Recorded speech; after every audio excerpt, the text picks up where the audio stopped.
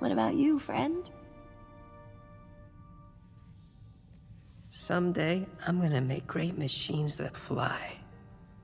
And me and my friends are gonna go flying together into the forever and beautiful sky. Lila, and Teeps, and Flora, and me. Rocket. Rocket. It really is good to have friends. Yeah.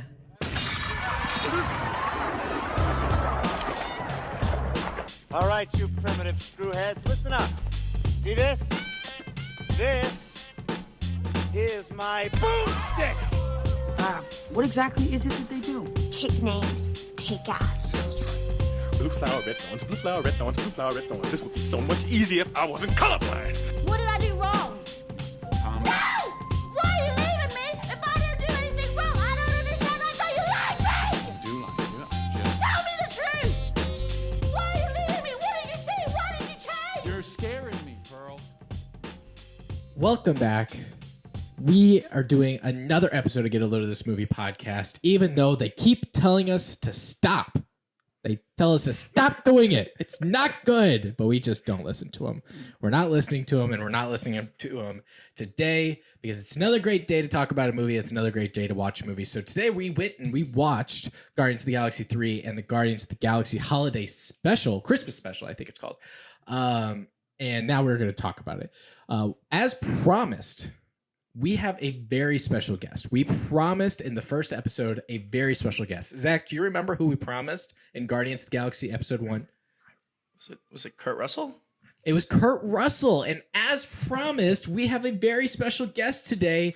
And it's right behind Kurt Russell and in importance and greatness. It's my mom. Wait a second. Behind Kurt Russell in greatness and importance? I'm not sure I like that. I mean, Kurt Russell was in big trouble. And Escape from New York and LA. All right. I'll give you that. When you're in big trouble in Little China and Ben, Sky High. Oh my gosh.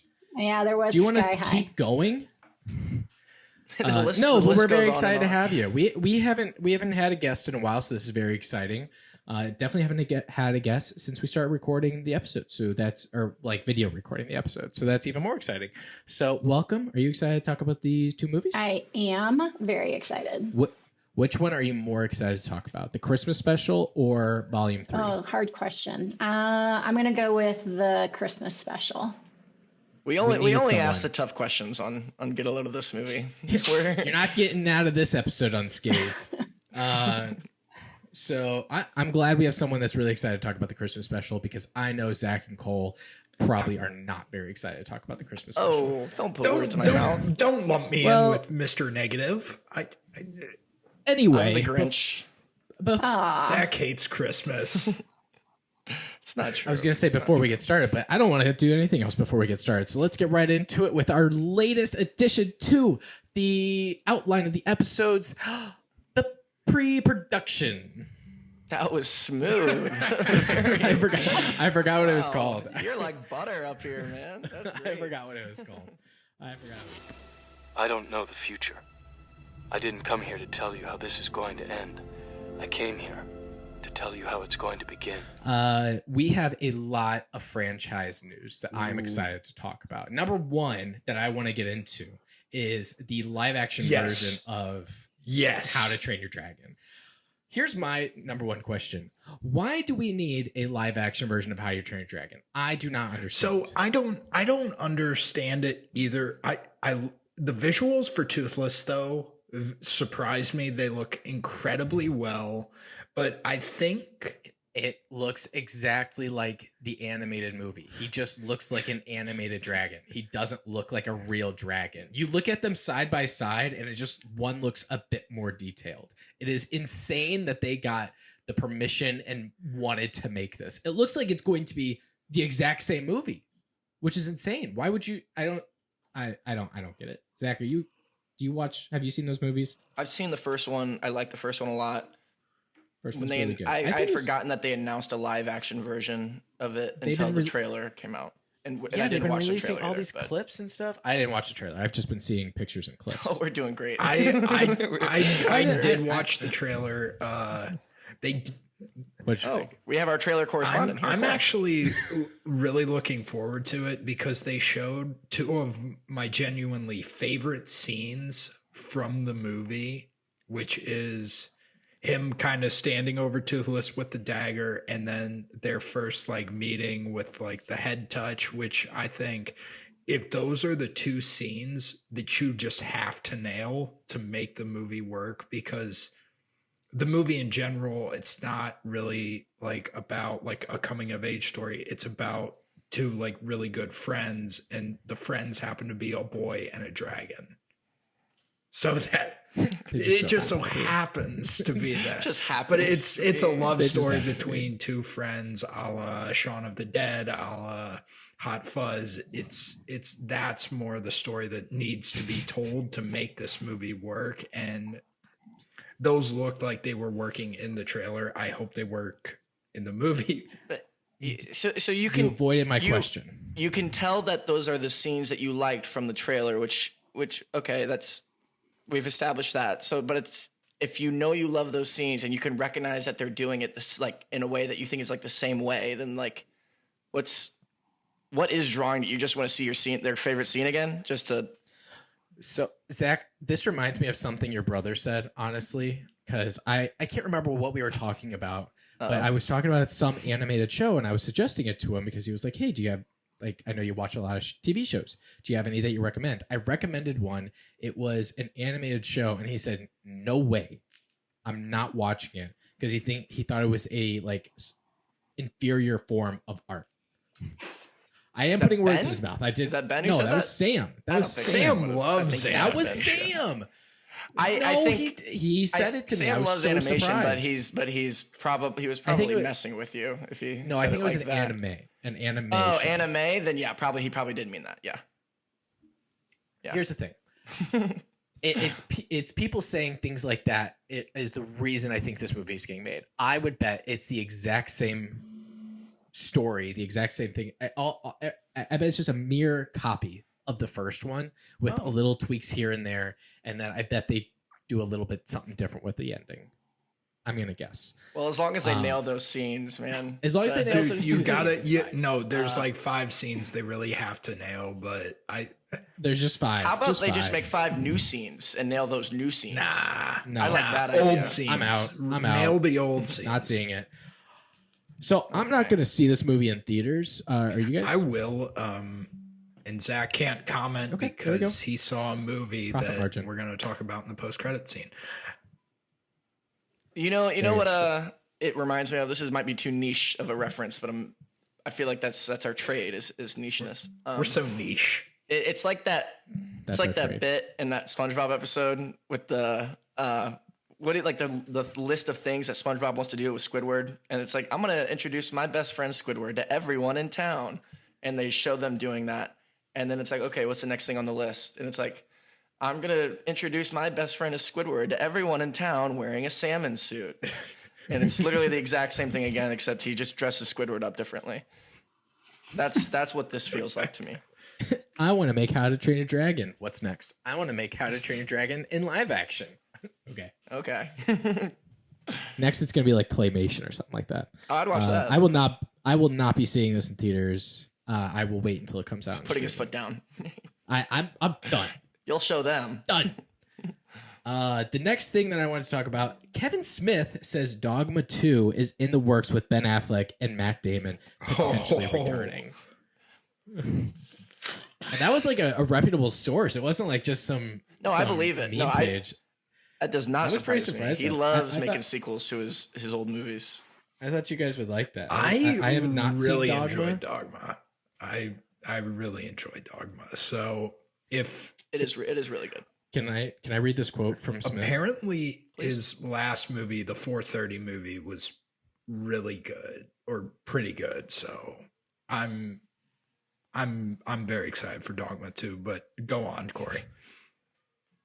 Mom, have you seen any Kevin Smith movies? Not that I can Would you think know? of. No. What you got to look up and watch Chasing Amy. Okay. It's the only one that was I've really seen, good. and it raises such an interesting question that I think is important for everyone to talk about. Anyway, here's the quote. What's the question?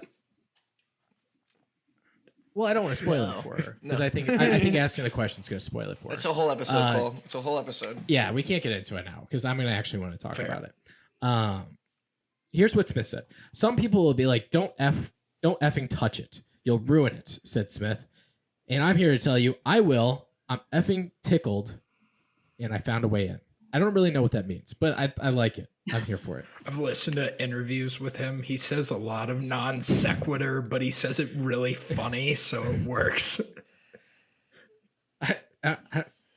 So yeah, that's coming out. I don't know when that's coming out, but after 25 years, the 1999 film is expected to get a sequel. So look forward to that. Maybe we'll do a Kevin Smith, like do 3 movies from Kevin Smith. I don't know, maybe, probably not. Anyway, okay, the next thing, the Fantastic Four, the new one, the first I believe the cast is finalized now, and Fantastic Four in a salmon suit. Julia Garner is coming on as Silver Surfer officially. I thought that was official a while ago, but apparently Marvel has officially announced it now. I think it was just a rumor before. But Julia Garner is going to be playing the Silver Surfer in that one. And I believe the rest of the Fantastic Four is already set. It's a bit older cast, isn't it? I mean the Thing and Reed Richards, they're a bit older. I don't know. How old is Vanessa Kirby playing Sue Storm? Vanessa Kirby. Yeah, how old is she? 40. She's probably mid-30s. I don't know. It feels if that's weird that, because it I feels don't like think this that's that old. could be, but I know it feels like this could be like a title group that could carry the MCU, and they're just, I don't know. It feels like they can't afford to play the long game. They got to be good now. This movie has to be good. No, I now. understand that, but you can find good young actors. No, you can't. Nobody's good young anymore. Come on. Yeah, no, you guys are right. I don't know why. I'm an idiot. The last thing I had was Jesse Eisenberg is down to return for a sequel of The Social Network. Weren't they talking about doing a sequel to The Social Network? I think we brought that up during when we did an episode. Yeah, I thought we did. But it wasn't supposed to be a direct sequel. It was supposed to be like a spiritual sequel almost. Like it has the same kind of themes. It deals with the same kind of issue. And it shows like what Facebook kind of developed into and what it caused. And wasn't it going to be like... It was being more modern. January it was going to 6th? be... it was going to be more around that stuff and how Facebook and other, I guess, Meta properties... Meta's now what owns Facebook. But do you think that he would be in a movie like that, or do you think this? Yeah, I would assume that's what it would be, because I think that's what Aaron Sorkin said that he would write about, because that was the writer. I know, of the but do you think you need Mark Zuckerberg, the character, in a movie like that? Well, if it's not Mark Zuckerberg, then it's not a Social Network sequel. I know, that's why, because originally he didn't say it was supposed to be a direct Social Network sequel. So that's why I'm asking, like, do you think like he would even need to be in a movie like that, or if he is in the movie, is going to be a different type of movie? I don't know. I'm just asking questions here. When I heard Jesse Eisenberg, I thought you were going to talk about how Now You See Me 3 just wrapped filming. I was also going to bring that up, but since nothing had dropped for it, I wasn't going to talk about it too much. I was just going to bring it up in like a last little thing. Haven't seen those. I'm very excited about that. We will definitely be covering those movies. Corey is making an executive decision. Definitely talking about executive decision has been made. Zach will not be joining us for those episodes. It sounds like. That's fine. Well, that's all I had for the pre-production news. Did you guys have anything? Oh, wait, we had some fan comments I want to read. Did you guys have anything else that you wanted to bring up? I just wanted to talk about they finalized the cast for Lanterns a while back. We never really brought it up, but that's one DC property I'm very excited to see being brought to life. Kyle Chandler is going to play an older, like grizzled Hal Jordan, and Aaron Pierre, who I brought up when I talked about Rebel Ridge, he will be playing Jon Stewart. So those are two actors, and it's going to be apparently in the vein of True Detective. Interesting. In the vein of True Detective, Lanterns is going to be in the vein of True Zach, Detective. They're doing things differently. Did you see they're looking at Luca and Daniel Craig to make a Let's circle back. let's circle back to that comment when Lanterns comes out. Let's make a note of, in the vein of True Detective. This also is coming out of the guy Show. from who said, "You guys, I just don't know about a Penguin show. It's just gonna water down the property." He did. And again, he said that, and I stick by that statement. It was a good show. That at the same time, it's like, well, I guess our hero of the universe is a little lazy these days. Did you see the comment that he was going to be in it, but they felt like it didn't make sense or something like that? I shudder to think of something that would have made more sense than him being in that show. Batman's too big is what Matt Reeves said. He just I saw that comment that Matt Reeves said that he was going to be in it to meet the main character Vic, or one of the supporting character Vic. But then it was like, it didn't make sense, so we didn't include it. And I just saw that and I thought Zach would hate this. They don't even mention his name. It makes no sense. There's so much going on in this city. There's not. The lights I don't think there don't is. work in that one part of the town. There is without spoiling it, there is a huge explosion later in the season. Multiple fatalities, blew up multiple blocks of the city. And you're telling me Batman's too busy beating up like a mugger on a subway station to like investigate this domestic terrorism? Whatever. Just go. Keep going. Okay. Can't wait for True Detective Lanterns. On to our fan comments. So one of the questions that we asked that I posted online was, if you could have anyone else play or voice Rocket, Zach, you asked this question, who would you pick? Yes, I did. Number one comment was Danny DeVito. And I said, if he's going to be Danny DeVito, he also has to have like for everything. But he also has to have the body shape of Danny DeVito. Could you imagine like a fat raccoon just walking? You know what I would Danny want? DeVito's I voice. just wouldn't want him to be CGI. Put Danny DeVito in like raccoon makeup and make him look like Man Cheetah. Just put him in. Make him look like Man Cheetah. Just put him in like a costume. Oh my goodness, that'd actually be really funny. But that would take me out of it. So that was the number one comment. The other one was the guy who played S210. Is that his name? Alan Tudyk? Yeah. Tudyk. Is that his name? Alan Tudyk. He's also he's also known as Steve DeByret from. Yeah, he's in a lot. But this guy said that way he can kind of sound like anything, which that defeats the purpose, you know. If he could just sound like anything. But I thought that was a good character. I thought that was a good one. But Danny DeVito in full suit would have been great. That would have been a good one. Yeah. In a suit? Yeah. Yeah, like he's in a raccoon suit, not CGI at all. Just in the makeup like Drax. like Tanuki Mario? Okay, all right. And then the comment along with the Danny DeVito one was, "You're gonna die, space clown." That's what he said. So wait a minute. Okay, if he yells, "You're gonna die, space clown," it sounds like he's quoting Happy Gilmore and then adding space in there. There's a lot going on. Where's the Happy Gilmore connection? Whatever. Well, I think it was because you said Adam Sandler. Anyway. Yeah. Yes, sorry, I didn't make that connection. There we go. Here we go. Here's the last comment I wanted to address. This was over us talking about the new Star Wars trilogy that's coming out, and Cole mentioning the person that's going to be working on them created X-Men, Dark Phoenix, and something else. Simon Kinberg. But yeah, produce. Sorry, but this guy said wrote and directed Dark Phoenix, but helped create Rebels. And this guy said, okay, so 2 bad projects. And I said, I will not accept such slander about Rebels. I will not accept Rebels slander in our comments. So that was we have all some the funny fans, huh? Funny fans. funny fans. Some funny commenters. Funny fans. So that's all I have written for the fan comments. Did you guys see any other ones? Probably not, because you guys don't really look at that. So that's okay. Without further ado, we can move on to the call sheets. Hello.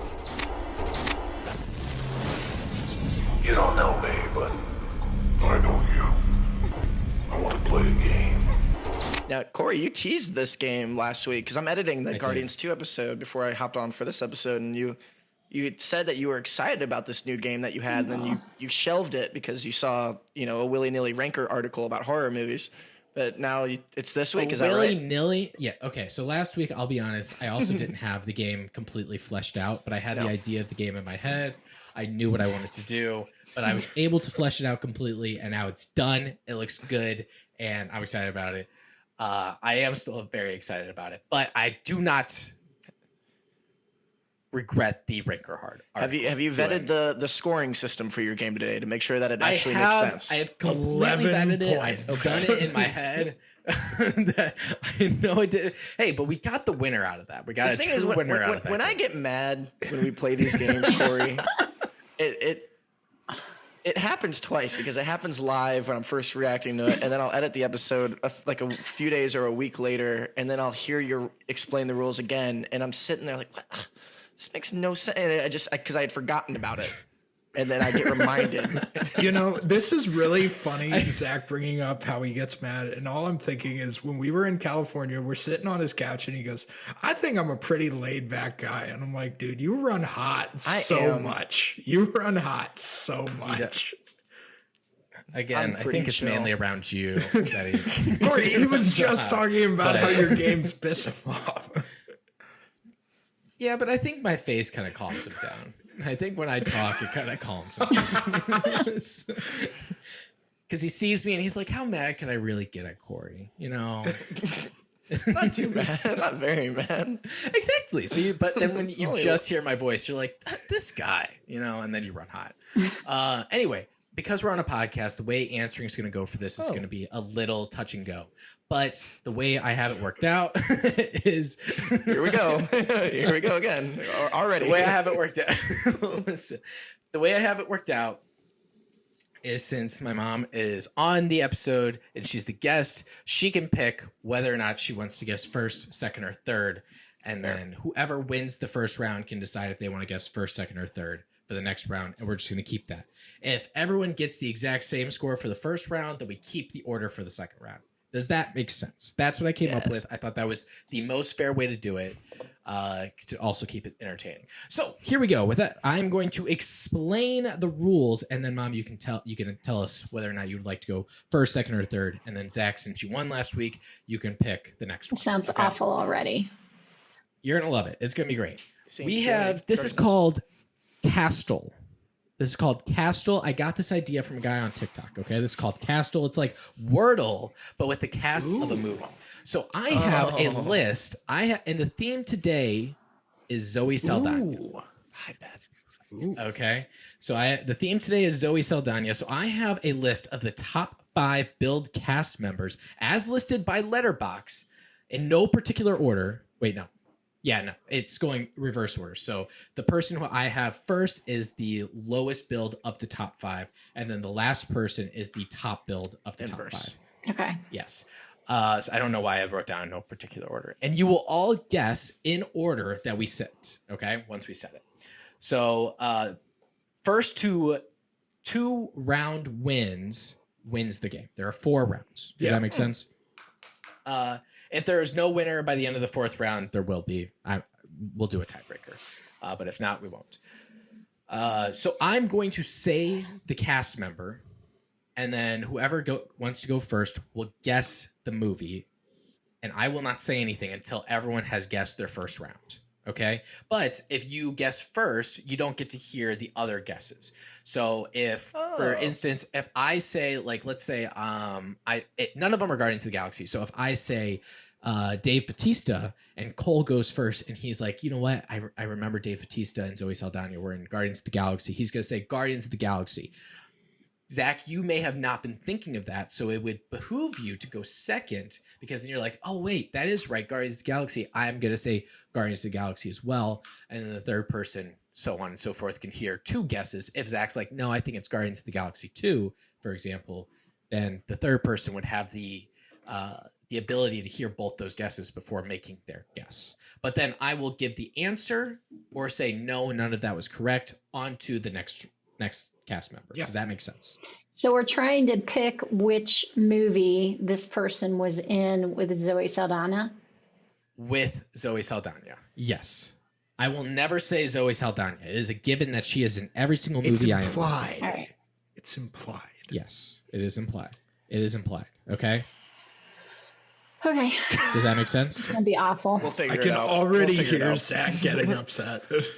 So here's how the picking's going to go. You guys are all going to text me your answers. I am going to read one cast member who is the bottom of the top 5 build. And then you guys are all going to text me your answers. If anyone gets it, they get 5 points. Once everyone gets it, then I will let you know what the answer is.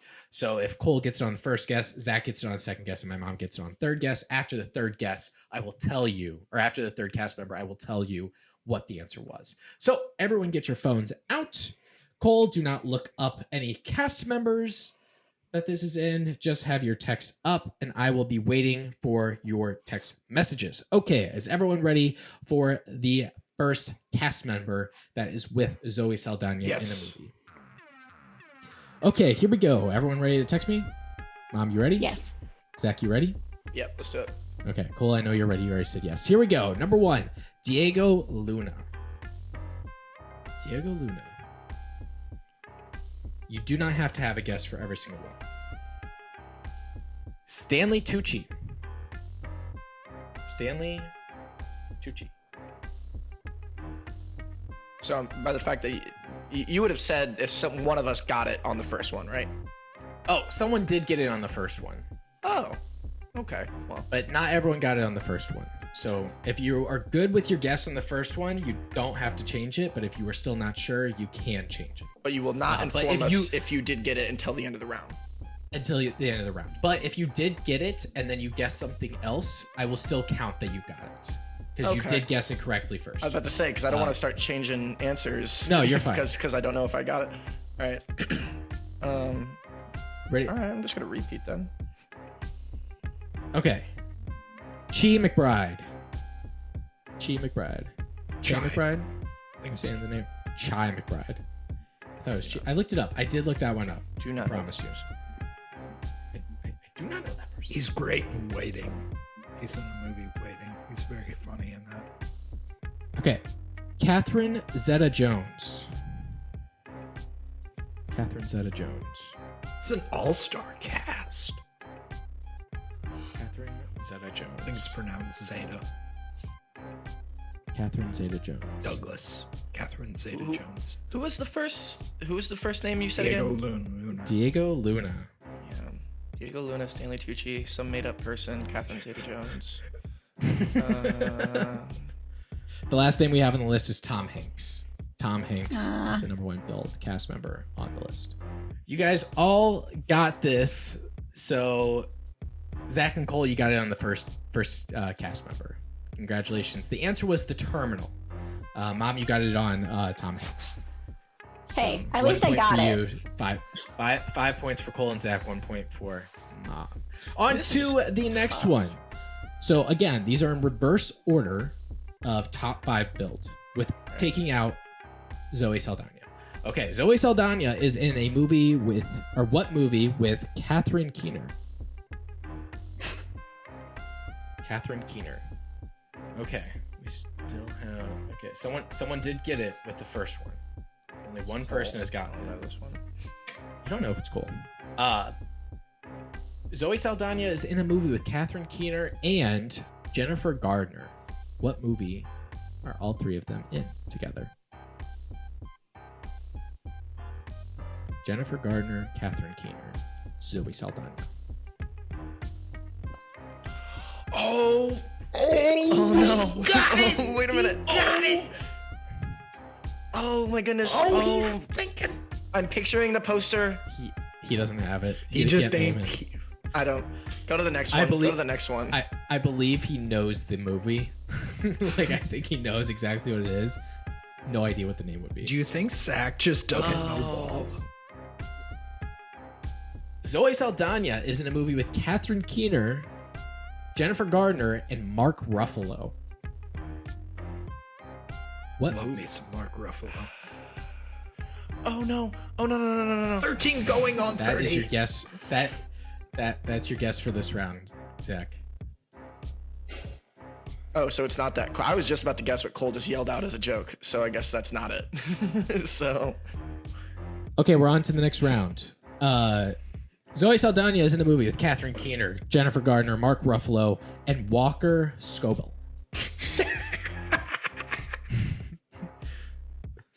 He's so upset. Walter Scobell? Walter Scobell, Zach. Name me one other thing this guy was in. How about that? Percy Jackson. He was he was top billed. Good for him. I hope he enjoyed his 10 minutes. He's currently on a Disney Plus show, bud. Yeah, he's doing well. Yeah, he's got his own He's show. doing well. This guy. You would know if he was on a Disney Plus show right now. It was kind of a big show. People were talking about Dude, it. it was talked about. Okay. Zoe Saldana is in a movie with Catherine Keener, Jennifer Gardner, Mark Ruffalo, Walker Scobell, and Ryan Reynolds. Ryan Reynolds is the number one character, or the number one actor, billed actor in this movie.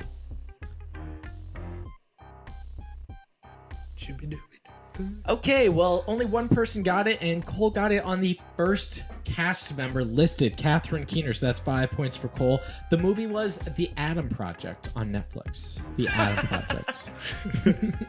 Zoe Saldana is the main love interest in The Adam Project. You would know a random Sean Levy movie off of. Oh, you know. So on to round know 3. The movie.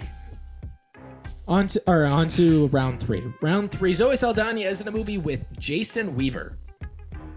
Zoe Saldana is in a movie with Jason Weaver. No. All right. Just done. Cole, do you have I anything? actually If don't not, for this one. Goitin. I'm going to announce a winner then. If no one can get it with Jason Weaver. We'll just keep it going. We'll keep it going, quick. Rattle them off quick. Let's just. GQ. That's his name. Is that a GQ is his magazine? name. Yeah. But the name, I looked it up. He was credited his name is GQ. Leonard Roberts. Orlando Okay, Jones. I got it. Say it. Drumline. It's Drumline. The next one was Nick Cannon. So, Cole, you have won this game. Congratulations. Here we're going to go through the last one. Zoe Saldana is in a movie with Eric Bana. Oh, Star Trek. Star Trek. That's it. I might got have it. gotten that one. Yeah, that was. Yeah, there you go. Congratulations, Cole. That is a clean sweep, basically, even though you didn't clean sweep it, but it felt like it because that was a dominant win. Congratulations on our first ever round of Castle. Maybe we'll do that again when Zach's in a better mood. On to the action.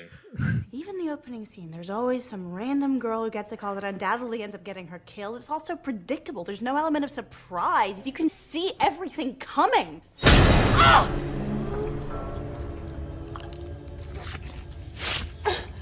Did that surprise you? Now shut the fuck up and watch the movie. Cole, go ahead and give us a summary of the movie. Or just the first movie. So after Just volume 3. Just volume 3. We can just talk about the holiday special. Okay. Unless you want to do I both. wrote both. The one for the holiday special is pretty basic. Holiday special. After the events of Endgame, the Guardians have bought nowhere, and Peter is depressed on Christmas. After an opening number, Mantis, who has been revealed as Peter's sister to the audience, convinces Drax to help her kidnap Kevin Bacon. After shenanigans on Earth, they kidnap Kevin Bacon by affecting his emotions, but are upset to learn he is an actor. After Bacon is given to Peter, they break his emotional trance. But even after being freaked out, Bacon decides to help Peter regain his Christmas spirit, and Mantis tells Peter she is his sister, which he greets with joy. That was good. That was concise. Yeah. Volume 3 is a little longer. In Volume 3, Peter is a depressed drunk. Meanwhile, Adam Warlock, from one of Volume 2's credit scenes, comes and attacks the Guardians, injuring Rocket. When a medkit can't heal Rocket, the Guardians place him into a coma while they look for answers, meeting up with Gamora, who is now a Ravager. This leads them to Orgo Corp, where they cause a kerfuffle, and then to Counter-Earth, where they meet Rocket's creator, the High Evolutionary. Before that, the High Evolutionary chastises Adam, and in his coma, we learn of Rocket's past. He was modified by the High Evolutionary and tortured along with his friends. When Rocket found the solution to help create Counter-Earth citizens, the High Evolutionary planned to kill him and his friends. Rocket then planned an escape. During the escape, the High Evolutionary killed his friend Lila, leading him to attack the High Evolutionary. And when guards tried to shoot Rocket and missed and hit his other friends, Florentine's, Rocket was scarred, turning him into the character we know now. On Counter-Earth, Peter and Groot face the High Evolutionary, beating his guards and finding a way to heal Rocket. All the while, Gamora fights Adam, and Mantis, Drax, and Nebula get stranded on the enemy ship as the High Evolutionary self-destructs Counter-Earth. After a healed Rocket hears the High Evolutionary's voice, they mount up to find Mantis, Drax, and Nebula. When all are reunited on the ship, Rocket decides to face the High Evolutionary, and his friends follow him. Rocket finds raccoons, and him and the Guardians beat up the High Evolutionary, freeing the animals as well as the other prisoners. Peter is stranded in space but saved by Adam. After the final battle, Mantis goes to find her purpose, Gamora returns to the Ravengers, Drax and Nebula stay on Nowhere, and Peter goes home to Missouri. Meanwhile, Rocket and Groot form the new Guardians. Mom, you had a question that you asked me right before I watched these movies, and I think right before you did. When you first saw this movie, what was your impression of it? Oh. A Volume 3. A Volume 3. Yeah. And I said, I remember liking it, but not being blown away by it. Did you guys feel the same way? It felt like in the best way, it was comfort food. It was so I really liked it. I still really. The first time or the second time? First time. Oh, you both. Yeah. I think I liked it better on rewatch. I think I probably do a little bit too. I think I came out of it a fan. At that point, I'd already reached Marvel disillusionment a little bit.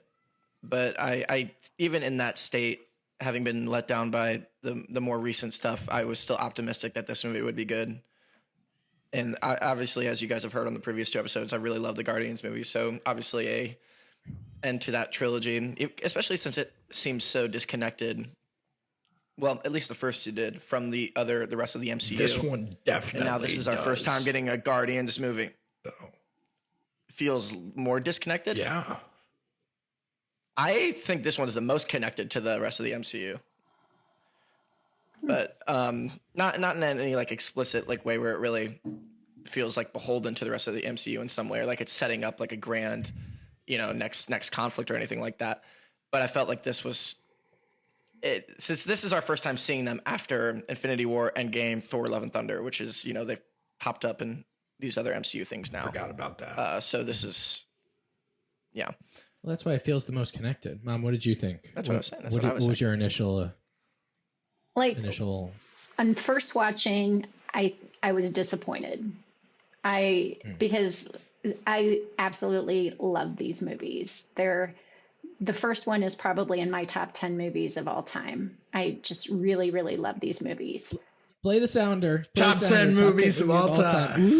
That's it. I didn't know there was a sounder for that, but Zach, great. Zach, Zach, make the sounder. I mean, look, I even brought Groot with me today.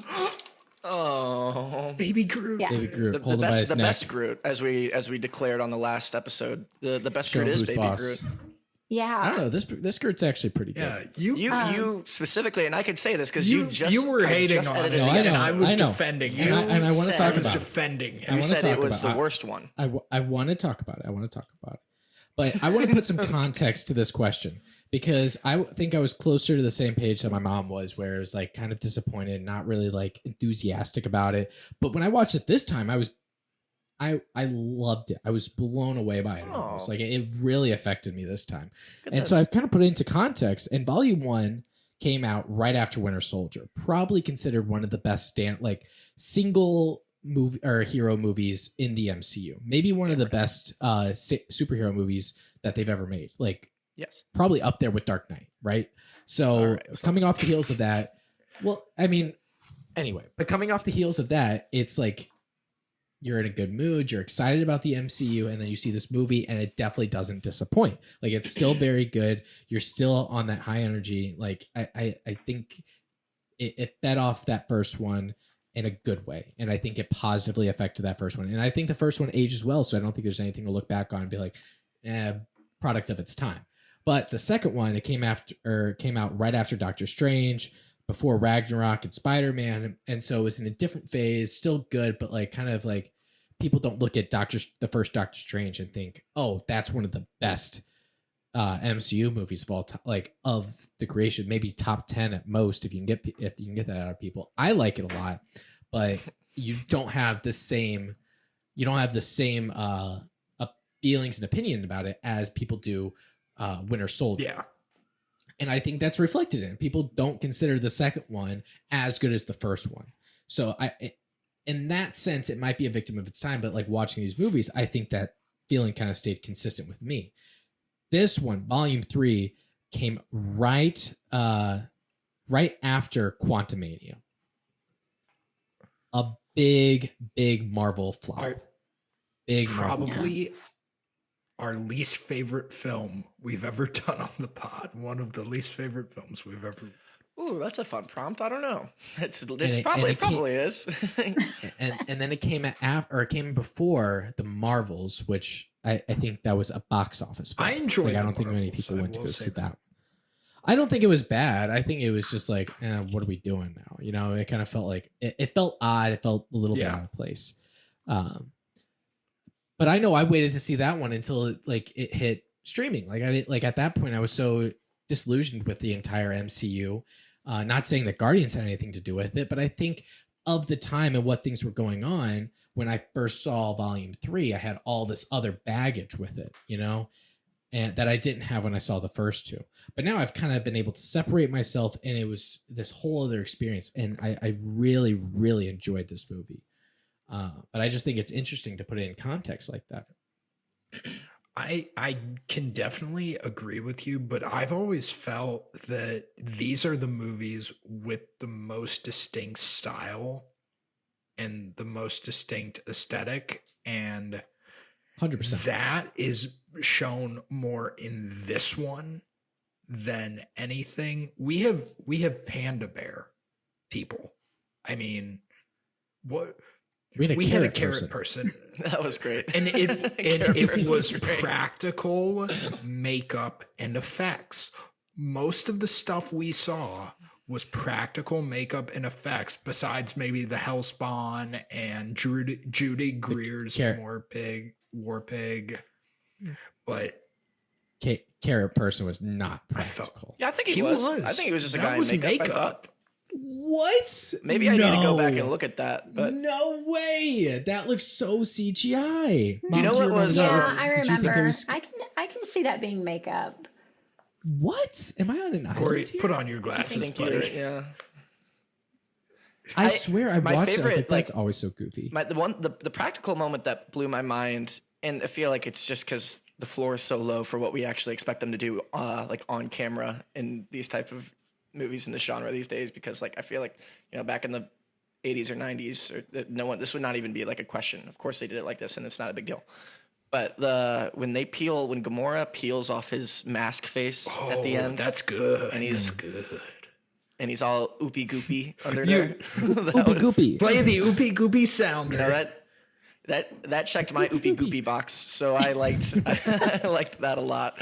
That was the type of thing that you assume they would be like, hey, James, you know, kids are going to see this movie. Can you take it out? And he goes, get out of my office. No, like, no. Get out of my office.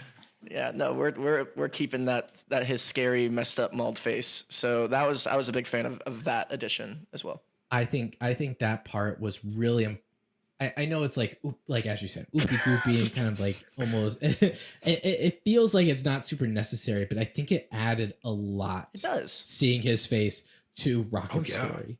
Dude, because it was at first when we're revealing Rocket's story little by little, it feels like the High Evolutionary almost got away unscathed, and that mask that he's wearing that you see almost just feels like a way of keeping himself young. You know, it doesn't feel like a way of just masking himself to make himself seem like a human.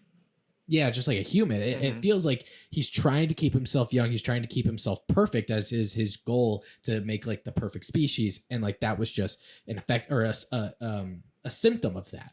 But then seeing that was like this scar that he left on the High Evolutionary felt like a victory in and of itself for Rocket. Not only just beating him, but like he's been beating him his entire life without even realizing. It shows. Without even realizing it. And then you peel back the layers literally to see that it's like this has been Rocket's been this guy's Achilles heel the entire time. I feel like we should talk about the Rocket aspect of this movie because it is so prominent. I mean, it's a great opening with it's a complete shift on how these other movies really open. Well, because we start with, I guess the first movie opens pretty dark too, but I mean like the opening credits type sequence, which is like both of the first one's like Peter dancing to Come and Get Your Love. And then the second one's that whole Mr. Blue Sky sequence, which is like pretty goofy and fun with Groot dancing. And then this one is like, okay, we have that little intro with little baby Rocket raccoon and that hand kind of coming at him. It's really ominous. And then, we transition to him as an adult. John Murphy's score and it's the acoustic in that moment too. It's the acoustic. It's so good. John Murphy kills it. I know. And I'm a sucker for when they change the little images in the Marvel logo, and they did that for just Guardians in this one. I was like, oh no, it kind of gives you that oh no feeling. But the acoustic creep is a completely different vibe than the Mr. Blue Sky and Come and Get Your Love. So I think I wrote in my notes like the opening credits is incredible vibe change from the previous two movies. So it's definitely a more solemn. Yeah, and go ahead. Well, Bob. I was watching a little breakdown on this, and if you watch like the aspect ratio shift, the aspect ratio doesn't just shift. It looks like Rocket's skull was reshaped as we like pan in on his eyes. So it's basically it's just so sad. It's so sad. I have a question, a general question about this Rocket backstory stuff before we get into the details. General question. So we cut back and forth to it over the course of the movie while Rocket's in this coma, and we keep kind of like having these weird like light transitions, like to segue back into these flashbacks. Do you guys think, and I'm posing a question even unsure of what my answer would be, but I'd be curious to watch it this way, is if the opening to this movie was all of those scenes put together into one sequence, and then you transit like that way you're not like killing momentum of the present story by just cutting back and cutting back and cutting back. Like we just get all of this at once, and then segue into like, after Rocket escapes, after we see, Lila and Teefs and Floor have all been killed, and see what he endured, and the chip on his shoulder from the stuff that he was, how the High Evolutionary talked to him. I think it would probably be so let me put it this way. 20, I 30 think minutes. No. I was gonna say maybe 15. I was gonna say I bet it is less. If you put it all together, I bet it's about at the Drew Barrymore sequence in Scream in terms of runtime. No, I think it's about like 10 or 11 short. minutes. I think Drew Barrymore sequence is like 12 minutes. I think. Ooh, wow. Mom, what do you think of that? Would you prefer it done that way? No, I think the flashbacks like keep pulling you back into the sadness of his story. So when it goes back to like real time or whatever's happening now, you're in the moment and fighting the fight, trying to get to the data to save Rocket. And so you're more focused. For me, I was more focused on the action and, are they going to get there? What's that going to look like? And then you get a flashback to like him saying his first word or them picking their names. And, it hurts without a better way it kind of humanizes those moments. And for me, it made it more emotional. I wholeheartedly agree, especially the fact that Lila's first reaction and like all of their first reaction is to like look upon Rocket with wonder and then like immediately like try and help him. It's like, Yeah. welcome. I think she says welcome friend. Like she immediately refers to him as friend, and that's just Linda Cardellini's. He says hurt, and he just says hurt. Yeah, it's so fucking sad. It's so hard to watch. But I think I'm on the same page, but I think for a different reason. I agree that I wouldn't want it all at the same time because one, I think that would be a very sobering experience to have all at once, and it would kind of sour you for the rest of the movie a little bit, which, I mean, maybe wouldn't be bad, but I think the effect that it has of showing it throughout the movie clip by clip, it almost feels like Rocket is having his life flash before his eyes. So it makes it feel like Rocket's slipping away. And we're as we are seeing his past, he's also seeing his past.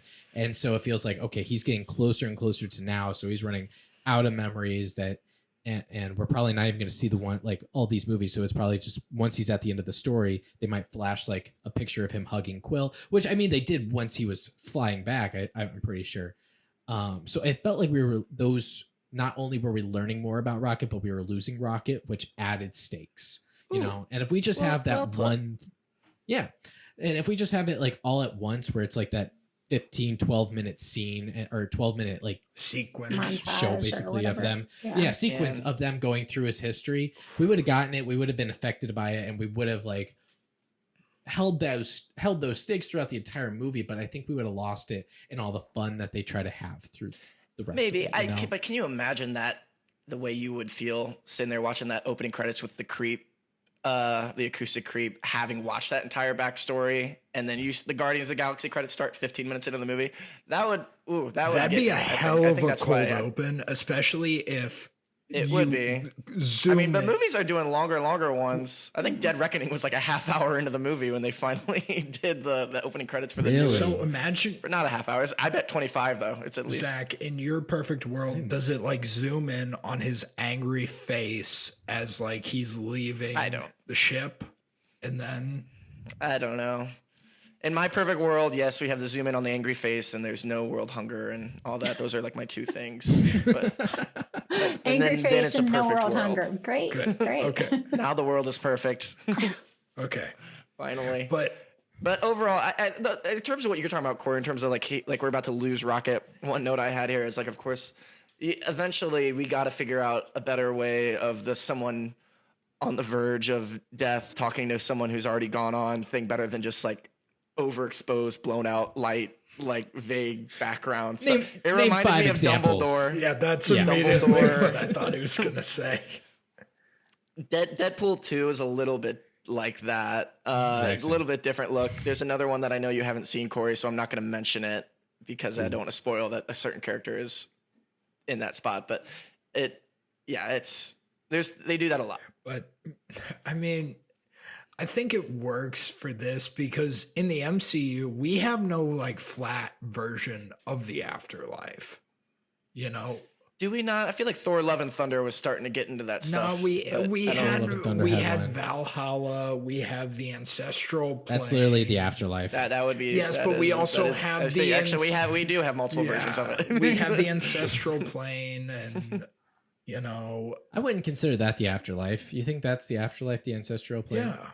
I listen to what the word you just said. What did you?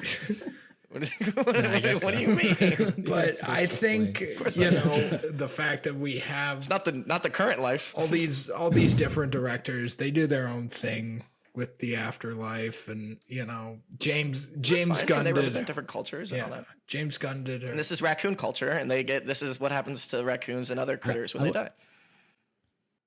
I would have loved if Rocket went to Valhalla.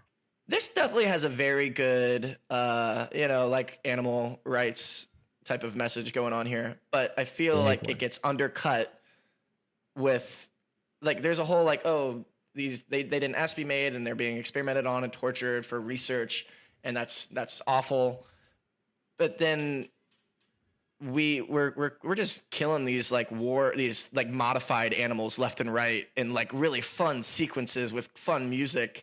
And it's like, no, wait a minute, James Gunn. Is War Pig with her cute little Judy Greer voice, is she also not a victim of what the High Evolutionary has been doing? But she's mean.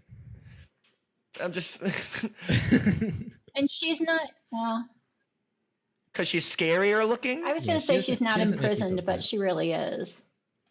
I was gonna say, I don't think she had much of a choice in I what was she, gonna say, you can't with assume the she life has a she choice. has and what Yeah. she became, you know. And then at the end, they're killing all these or I guess it's a post-credit scene, but it's like that. It ends with like a herd of these things coming out of town. They're like, all right, boot up the music. We're gonna kill some animals, and it's like, I don't you think they know were what you're killing trying them? to tell me, James Gunn. I think he's only an animal Earth rights activist. Is what he's trying. Alien animals. Here's out what it is. the door. Testing on animals and doing scientific tests on animals is bad. Once the scientific tests are done, though, I mean, nothing you can do. You gotta kill them, you know. And then if no scientific tests have been done, you gotta kill them. You know, it's that happy. It's a complicated medium. question. It's a complicated question. There's lots of gray area, but there is a black and white area right in the center. And that's where he fits in. Very gray, and that's where James Gunn's movie takes place. This another not super clean transition here by me.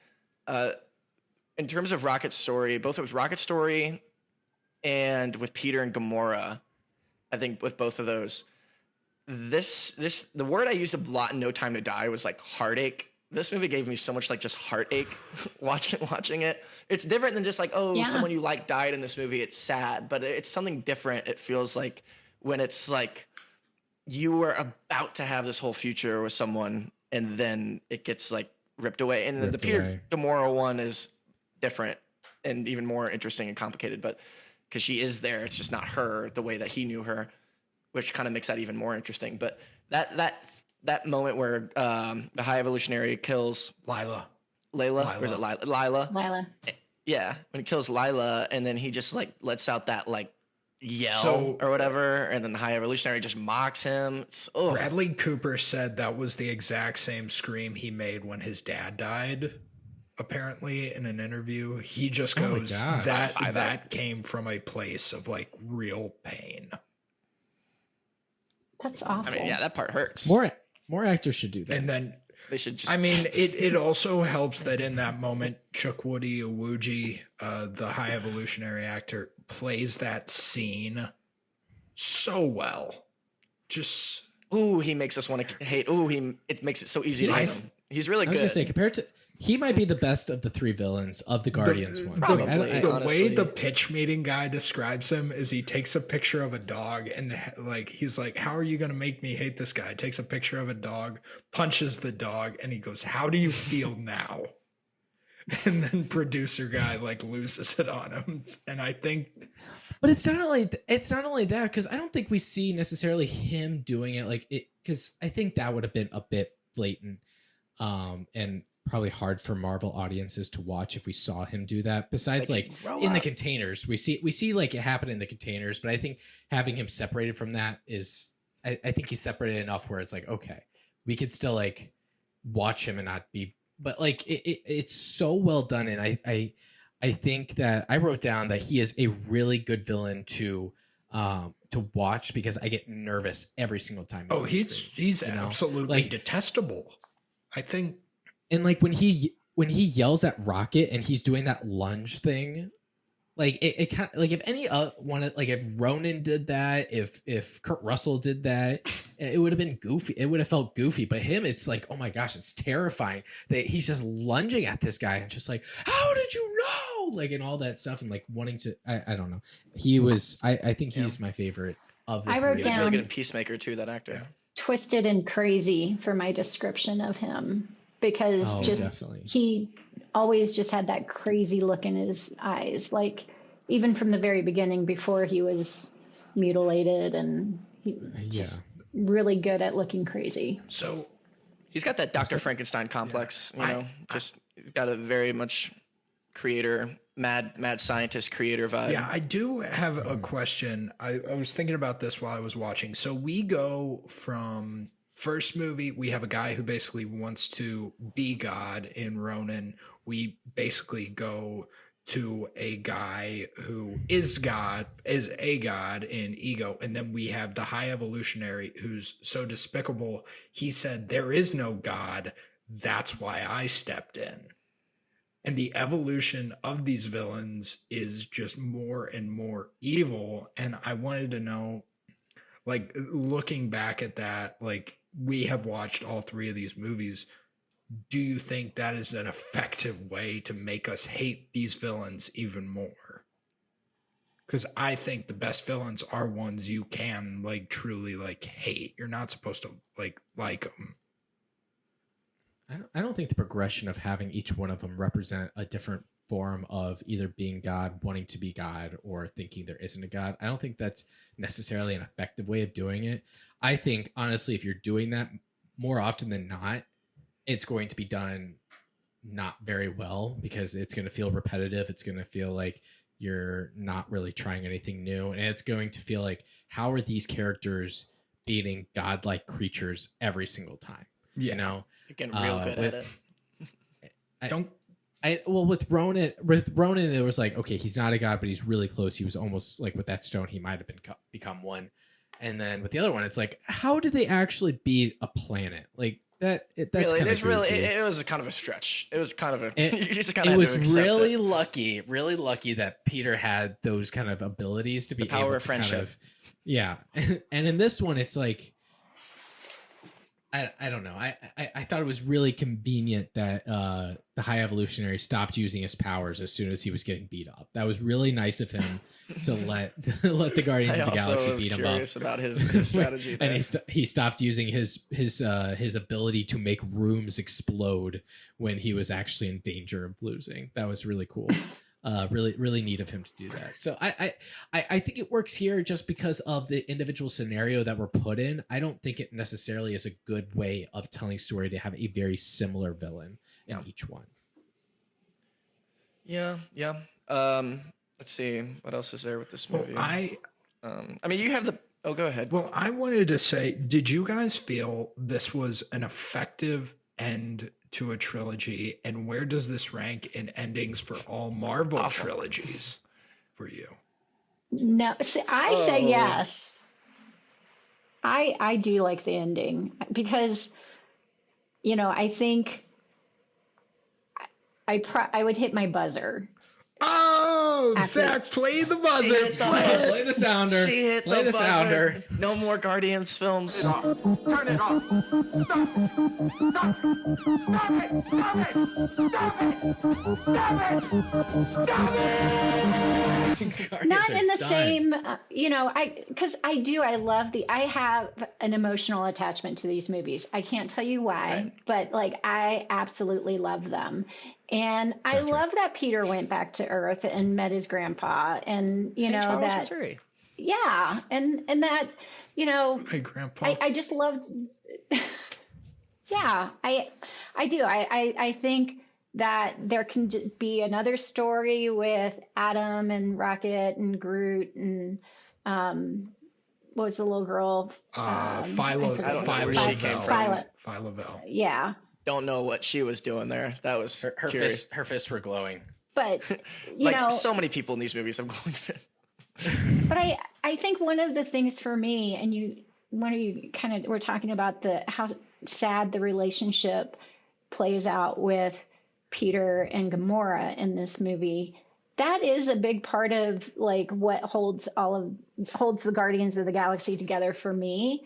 And so if that can't happen, I don't think there can be another iteration of the Guardians the way it is. So that's why I would say we got to be done with it at this point. I agree with that, honestly. I don't know if you're going to get a better emotional payoff or storyline payoff with these characters, especially after this one. I'm glad that they finally sent Star-Lord back home, because that was actually something that had been kind of bothering me over the previous couple movies, is that he had family at home, or at least we know about his grandpa, so and we know they that can travel to Earth, right? Yeah. Because he was there in Infinity War, and then he dipped out without saying, "Oh, hi, how are you?" to Grandpa, or Endgame, yeah, Endgame. And so I'm glad that they tied up that loose end a little bit. This movie feels like it's tying up a bunch of loose ends, really, between Peter's family and the Rocket origin that they kind of hint at in the first one, the Adam Warlock like post-credit thing. You have to tie up the Gamora stuff from Endgame. It's like with that whole relationship and how odd that had to become. Figure out a way to retire Dave Bautista because he said he didn't want to do it anymore.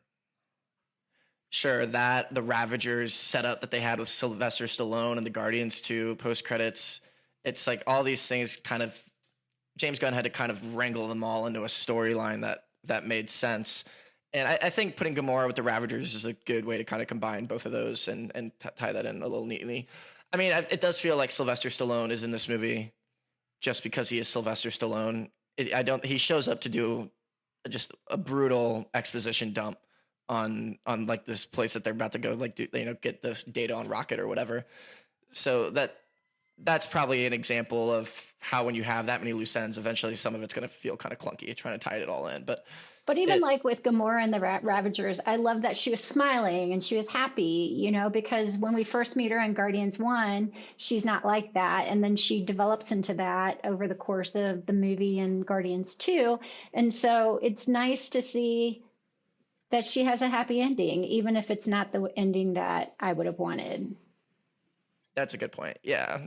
Because she found that family with the Guardians. And so just because she had a different timeline, she does find her family. It's just not the one that we saw her find in the first 2 movies. So I'm glad that is a really good part at the end and that during that montage where they're just happy to have her back. I do love that last line she has with Peter where she like stops and you can tell she is softening to him throughout the movie, but she just has that line. Now, what do you mean by that? She was warming up. She's not as overtly antagonistic to him. But she has that line and she just says, "I bet we were fun." And he responds, "You have no idea." Oh my God, I just got goosebumps thinking about that. and it's Zoe and Chris, and they have just chemistry that's probably unmatched on the screen. I wanted them to hug. No, but that's also why Peter goes back. He realizes the line of what Mantis wanted Drax to say. Like he's been clinging to people all his life. He's got to figure out who the hell he is on his own. I do think this movie, even though it is still very funny, if I had to rank them in terms of funniness, this probably was the least funny one to me. But also, we're dealing with a lot more emotional baggage. There's some jokes that some dialogue felt kind of clunky. Some jokes kind of didn't really land for me. I think having to cut back to the bad dog bit like once every 25 minutes. I don't think I needed that. It's like, oh, same joke again. Okay, great. Like for Cosmo being called a bad dog, Corey, I can see you're confused. Oh, okay. I think that could have been a line at the beginning, and then at the end, you can pay it off with her killing one of those flying animals, and then they're like, oh, "Okay, you're a good dog." They don't want you to forget.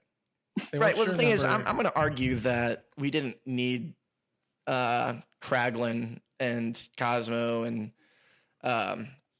we didn't need to keep coming back to them, really. I don't think that added too much. But they're going to be Guardians. Yeah. Yeah, and I don't need that. It's like I don't need them to be. You might not need it, but there's a line Kraglin delivers where Nebula's like, "I'm going to pilot the ship manually." Sean Gunn delivers this line, and I actually caught it on this one. I've never caught it before. He goes, "Cragula, back in action." Oh. He says Cragula. So that's something that I haven't heard your pod on volume 2, but one of the things that I was really thinking about was the whole Nebula character development over the 3 movies. And like, she is easy to forget about as a character because she's just kind of dry, kind of along for the ride for a lot of it. But like, in this movie, she really stands out, and I don't know, I just loved how her character in this movie. And she played this like little bit, and Karen Gillan said she played it this way because she thinks Nebula like kind of has a little crush on Peter, and there's like the little scene where she puts him to bed and she does like the last look back when he says Gamora and is disappointed. And that's played so well. Heartache. More heartache. Yeah, no, she is really good in these movies, and I think her finding like her ending, quote unquote, because I'm sure she'll show up in something eventually, but is that she's gonna like kind of create this community with these kids, and all that. Everyone else at nowhere. I think it's a good final resting spot for her arc, I guess, that we've been watching over both these 3 movies, and then also her in Infinity War and Endgame.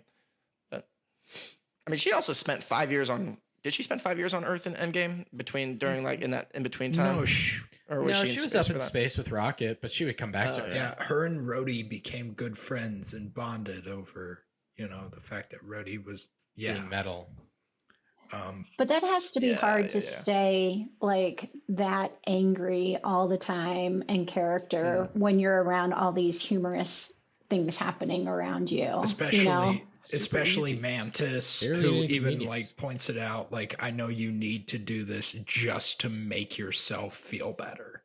Like, she points out she like needs to be mean to everyone to make herself feel better. And then she tells her to go to hell, which I think that scene's very effective. Yeah.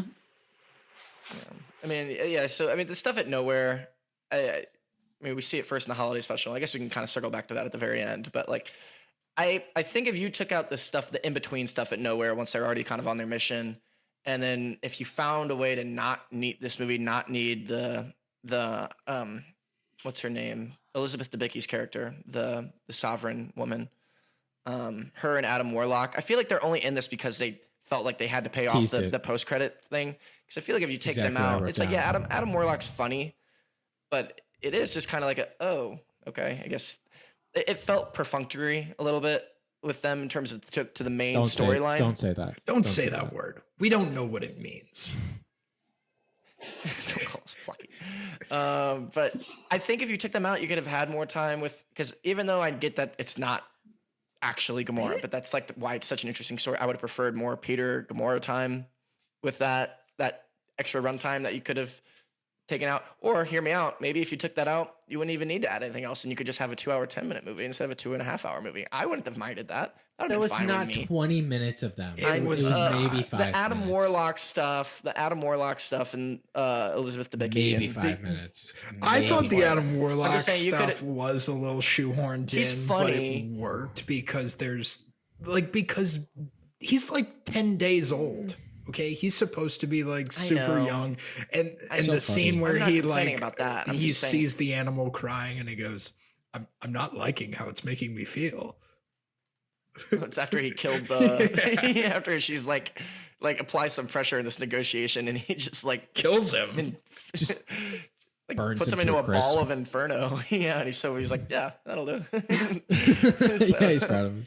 See, he's a good character, and I like the actor, and I think his line deliveries are really well done. But I agree with you, Zach. It feels so shoehorned in. It feels like they were only including him because he was being paid off. Yeah. But it also felt like if they were going to that, because I don't think James Gunn is like that, where he would be like, oh, we just have to include that because we have to include that. Like, they've had other post-credit scenes, as we've talked about, that have not been paid off. So I feel like they're not afraid of just being like, it's not going to work for this one, whatever. We'll include it some other time. I feel like he was included because they are going to make another Guardians of the Galaxy, and he is going to be in it. Yeah, I think so too. I guess so. And I don't need it. I honestly, here, I might be on an island here. I am going to unpress my buzzer from the last episode. I changed my mind. We fucked up. I'm sorry I was whack. And it is better this way. Look, if I could go back in a machine, I would. But I can't. Because I suck at this. No, I didn't mean it. I think I hear what you're saying, but I don't think you're saying what you mean. Sorry, y'all. It was an accident. Because the last time I pressed the button at the end of episode or volume 2, Mom, because you haven't heard that one. It's not yet. I pressed the button to stop it because I didn't feel like one, they did not choose to expand the story of anyone else. They chose to keep digging into Gamora and Peter Quill. And so I was like, okay, well, we've done that. And it didn't feel like there was going to be any break in that. It didn't feel like there was going to be any difference in the next one. So I was like, you know what? They told the story here. We like like it felt like kind of a full circle with Peter.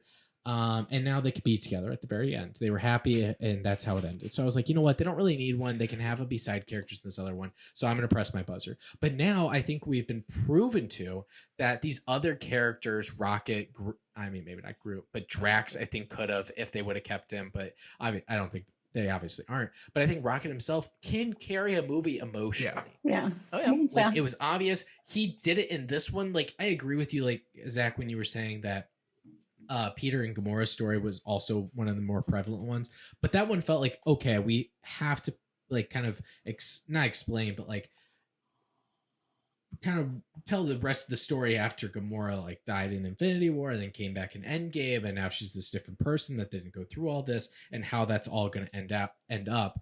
But I like if all that stuff didn't happen and it was just the same character from Infinity or from this Volume 2, you could still have this very emotional Rocket movie. Like Rocket's story in this movie does not change if Gamora doesn't die in Infinity War, and they're the exact same. So I think this movie proved to me that more of the Guardians can have their story told and can carry a full movie well with just them. So that's why I'm going to unpress my buzzer, and I'm excited for the next one. I think it's going to be a good. I like that the Guardians are more of like this ever changing group, and it's not just the set team. And maybe we'll get a little bit more personalities, and we could deal with a little bit, or we could talk to a little bit more people. So I think I'm excited. Now, Corey, I do have a question. Now, you said you wanted another Guardians. Do you think they work without James Gunn? No, I don't think they work without James Gunn. I think that is relying on James Gunn. I'm gonna find the Stu the Stu audio drop from Scream where he says that. What does he say that? He says it when Randy's like, now that Billy tried to kill her, do you think I have a chance with Sydney? And he just laughs in his face. No, I don't. No. Maybe Sydney wouldn't have sex with him. What, she's saving herself for you? Maybe. Now that Billy tried to mutilate her, do you think Sid would go out with me?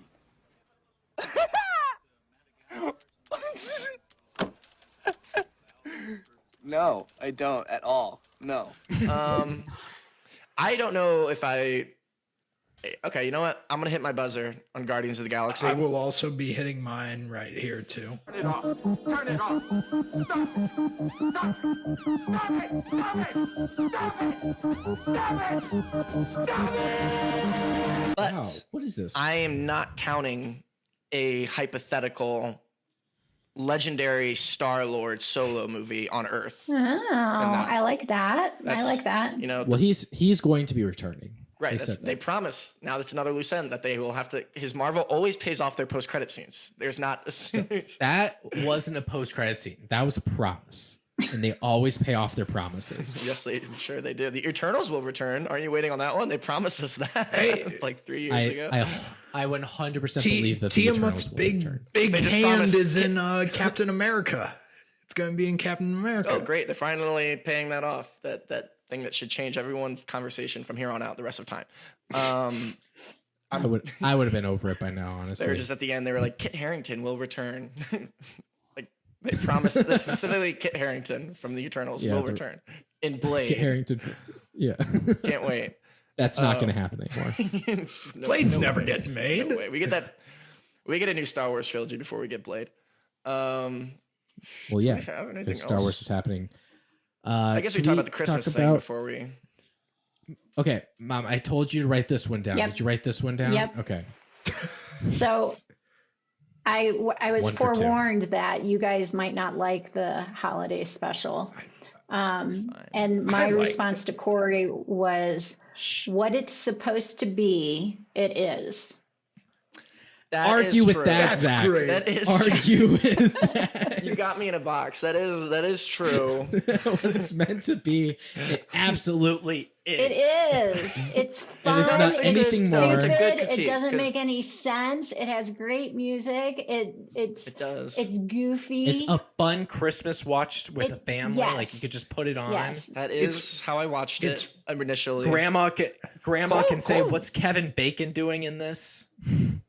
Kevin Bacon will return. thing that bothered me about the holiday special, and it really doesn't bother me because actually I think it's fine. I enjoyed it enough for what it is.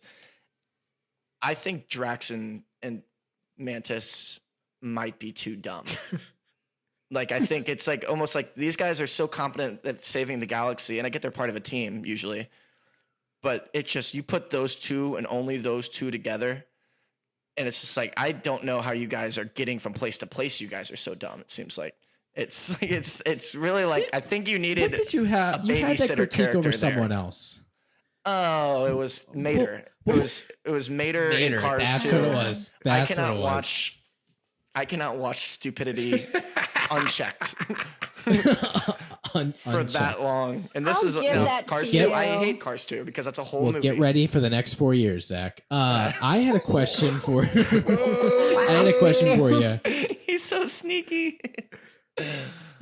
Yeah, go ahead. Corey, ask that question. I think this Christmas special has probably at least my top 5 favorite Christmas songs from a movie of all time. The one that Kevin Bacon sings. Okay, so I have "You're a Mean One, Mr. Grinch." That's up there. One. It's got to be. It's a classic. Yeah. "Rockin' Around the Christmas Tree." Oh, is that Cheaper by the Dozen? "Rockin' Around the Christmas Tree."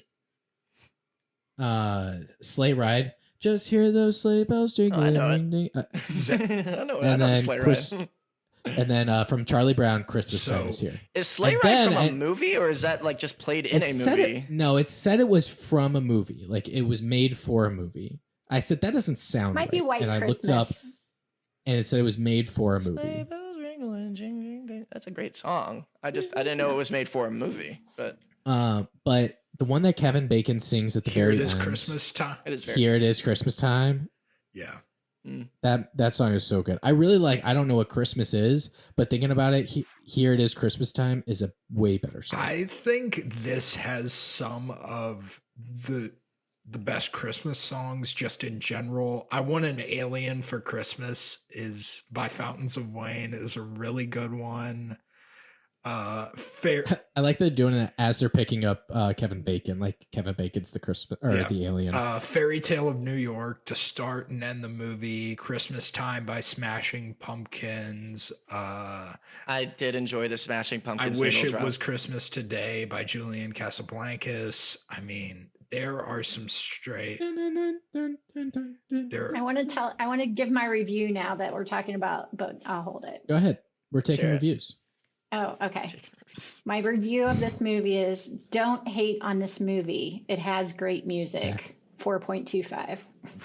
Okay. I felt like I was the target of that one. 4.25 out of 5. Yeah. Wow. I love this movie. Chloe. It's just like silly and it's is goofy. short It's harmless. and the music is great, and I mean Kevin Bacon does great like being a self-deprecating actor, and the whole thing. It is what it's supposed to be. Yeah. Argue with that, Zach. He can't. He just I can't. know. It is. I mean, it's harmless. It's inconsequential. It's goofy, and that's what a holiday special is supposed to be. So, like, I really, it does achieve exactly what it set out to. And I don't know why I even have this tone right now. I'm fine with it. I don't know why this rumor came out that I hate this movie. It's really fine. I don't have. I'm glad it exists. They're making another one. Another Guardians holiday announced- special. Well, I don't know if it's Guardians. I Oh think yeah, I was just saying. he says it at Rocket the broke end. the fourth wall at the end. It was kind of like, oh, I didn't know that you did. Did he that. I say? thought that Did he was say just a now we have to Deadpool do thing. another holiday Yeah, special? Now we got to do I another was like, you Canon know broke what? in.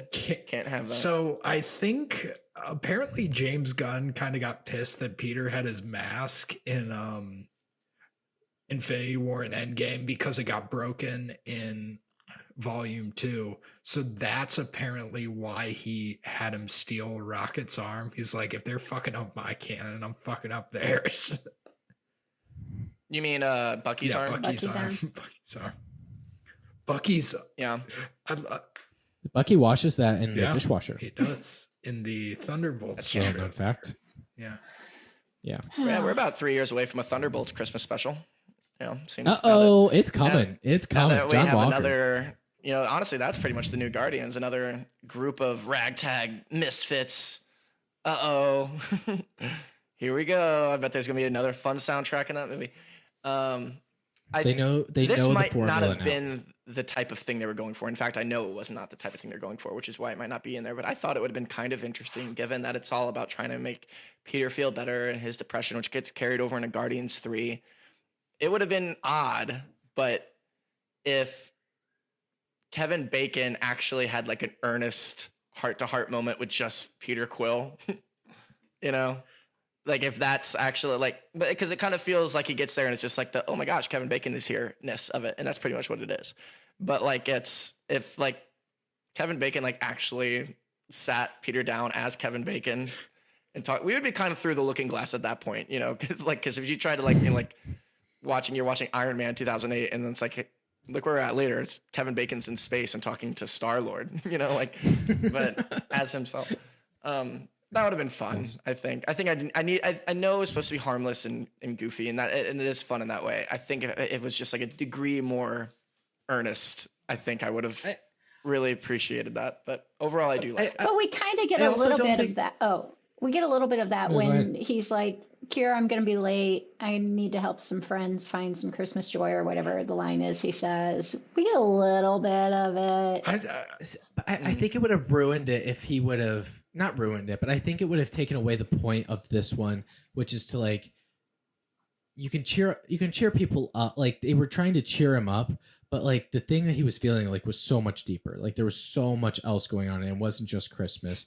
And so he was able to like enjoy Christmas with them, and he really like the other stuff going on was able to pep him up for the time being. But I think that would have taken away a little bit from volume 3. You know? Think the reveal on Mantis being his sister as a plot point itself is good. I like the idea that they're siblings or whatever. That makes sense. But I think the way we find out through dialogue with Drax, which is like, oh, my big secret that you ate all the Zard nuts in the car, like within that you ate all the Zard nuts in the commissary. I don't think it would have made it any worse if we didn't know why she specifically wanted to help Peter. I mean, we wouldn't have questioned it too hard. Peter's there; they're all part of a friend group. It wouldn't make then Peter sad, so they want to give him a better Christmas. We don't need it to be like Mantis. Why is Mantis doing this? Oh, because she's his sister. It was what we find out the first couple minutes. I think if that was just saved for the reveal at the end where she actually tells Peter, I think that might have been a better call. But well, that's where the 0.75 is taken out of in my mom's rating. Also, Zach, this is done in the same vein as the Star Wars holiday special, where the goal is Chewie's depressed and they like bring his family to see him. Life Day. So yeah, we didn't cover that one. I guess we'll save that holiday special for whenever we do the original trilogy too. We'll find a way to get that in there. Because when we do the original trilogy, that's it. That's it. We're done. We're done. We're done. We're done after that. Okay, on to the awards section. Rewards season. Apparently they strayed off course, and we're fairly certain they're in guerrilla hands. So why don't you use the regular army? What do you need us for? Because some damn fool accused you of being the best. Mary, do you want to go first with your MVP for Guardians of the Galaxy 3? Sure. I am going to pick John Murphy. Ooh, I think the music in all of these movies is amazing, and it really tied everything together for me in Volume 3. Can I go? Well, Thanks for letting me go first. Absolutely. That was great. I'm going to go next. My MVP is Bradley Cooper. No. I was very, very concerned before this movie that I didn't think another character or characters could kind of lead one of these movies, could be like one of the main characters, could be an emotionally driving force. And Bradley Cooper did that in this movie with flying colors. It was incredible. You felt every single line he delivered, whether it was from the past when we were getting the flashbacks, or once he wakes up and he just has that vendetta against the High Revolutionary. And then when he's saying like we gotta take everyone, like you feel it all in his voice, and that scream that he has after Lila after Lila dies, it's haunting. So I think he just really made this movie jump another level for me. So he is my MVP. Okay, I'm gonna go next. I'm picking James Gunn. Had to. I'm scared you're gonna take mine. Had to end it strong with a guy I wanted to pick in volume 1 and 2, but I think this is the one where his craft is truly perfected, and I think this also stems from a love of these characters, and more than anything, I think he is also like us. He is a fan of these characters, and this, in the best way, is a perfect fan film. So I think he pours a lot of his care and his love into these movies, and there's a reason when he originally got fired, this cast was not going to make this movie without him. So yeah, I forgot about that. You can feel how much he cares about the characters in this. You know, you should be able to say that about any movie made by anyone. You would hope that anyone cares about the characters that they're showing on screen, but you definitely feel that here with this movie, and maybe to a fault, even with how, you know, like especially Rocket, who in any other movie is tossed to the side, not as well written. I think, you know, that speaks to who he is as a writer and a director. Yeah, I mean, you could tell that even as he's having the audience say goodbye to these characters, that he himself is also kind of saying goodbye. In the same time, it kind of feels that way. The dog days are over. And that's Is he officially not coming back for any other? Dude, Marvel he's the project head ever? of DC now. He ain't coming back. He runs their direct competitor. He's out here making Superman, Peacemaker, Creature Commandos. He's making True Detective Lanterns. Actually, it's all Damon coming from him. Lindelof's making that one. Yeah. Okay. Zach, is that why it's True? Is that really why we're calling it True Detective? He said in the announcement it will be in the same vein as True Detective. What does that even mean? All right, whatever. That's just such PR. It means people are gonna die. Oh, cool. True Lanterns. That's what it's called at that point. My MVP is going to be Zoe Saldana. I love the character of Gamora in all of these movies and in Infinity War and Endgame, which is when she ended up playing a more prominent role than I would have guessed going into those movies.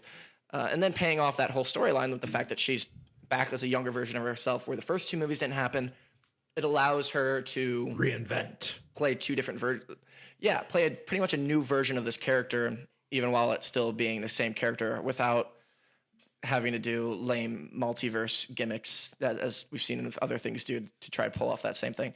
It's actually done here for emotional payoff, and it's earned and all that. And Zoe Saldana all those scenes with her and Peter, as you said, Cole, like what she softens as it goes. It's paced out well and handled really well without giving us an ending that might be easy to like please an audience. Like, look, at the end, she realizes that she does love him, even without all those shared memories. That wouldn't have.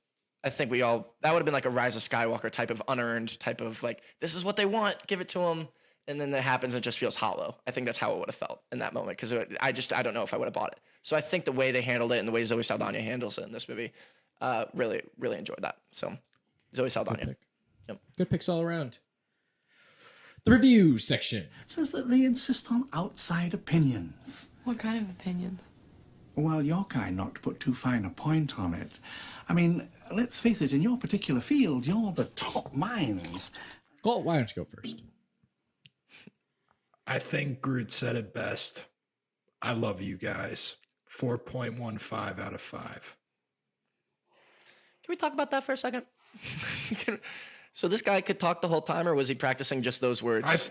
No, did you not understand the point of what was they going love on? someone, when he loves them, he allows them to hear. Or is that supposed to be? No, Cole. No, is that supposed to be not like, it.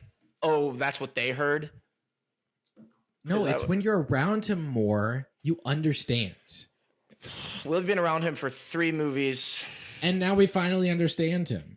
And it's revealed after the second movie, which was, 4 months. Yes, 4 months. And then 5 years to Endgame. 3 years to Endgame. I mean, we weren't with him during. Yes, but they were. It's not like we watched 5 years of movie. And then Well, no, they already understood him. That's why they've been responding to him since the first movie. They've been responding to him to the second movie. Rocket was. And how long was Rocket around him before?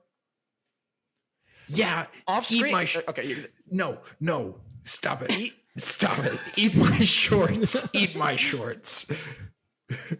Sure. Eat my shit. Eat my shit. Wow. Okay. Gosh, close Cole. your ears. Rose, Cole. I took it, Zach, as you stay around him more, you start to understand him more. It does kind of break a little bit when you consider that Thor took a class called whatever it was. It was an elective speaking class. It was an elective. So it was like God. So it's like it is a language almost. But really yeah, I thought it was nice. I thought it was a nice touch. You really heard Iron Groot. What's his name? Vin Diesel. Vin Diesel. You really heard Vin Diesel's voice when he said, "I love you guys." I know, and I'm sure he's there in the booth with his sunglasses on inside, cashing his checks, just to say the same line over and over. Mom, why don't you go next? Chosen Family, Perfect Imperfections, 4.25. That was great. That was great. That is, Heartache right there. Heartache. The Chosen Family. It's all there. It's all baked in. Here you go. Take away a little bit of the silliness, add some emotional flavor, and you would think the Guardians fall apart and disintegrate from what they once were. But is this the best Guardians movie?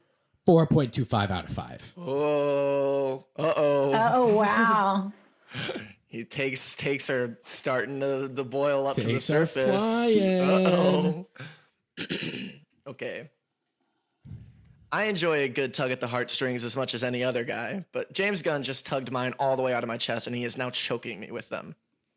3.5 out of 5. Oh, jeez. Thought that was going to be positive. What was that sound, Corey? Well, 3.5 out of 5 is still. I really like a 3.5 out of 5. Okay. The post-credit scene. Nope. Nice try. Gotta rank them. Oh, that's right. Colt, why don't you go I'm first? Going 1, 3, 2. Mom. Then holiday special. Yeah. I'm going 1, 2, 3 holiday special. I'm going 3, 1, 2 Holiday special. holiday special. I'm going 2, 1, 3 holiday special. Wow. 2? Wow. Volume 2? There are 2 volumes.